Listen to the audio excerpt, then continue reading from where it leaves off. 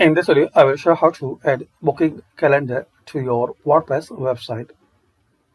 So very famous and easy to use booking calendar plugin. Search this one, install and activate.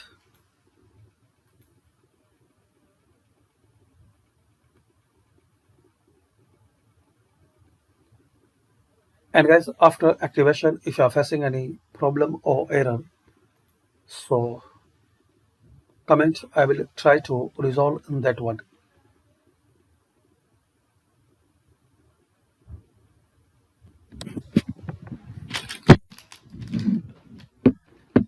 After activation, you will see this dashboard.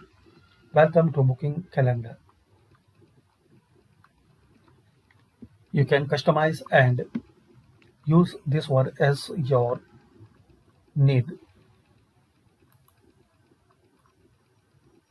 Here you will see some example.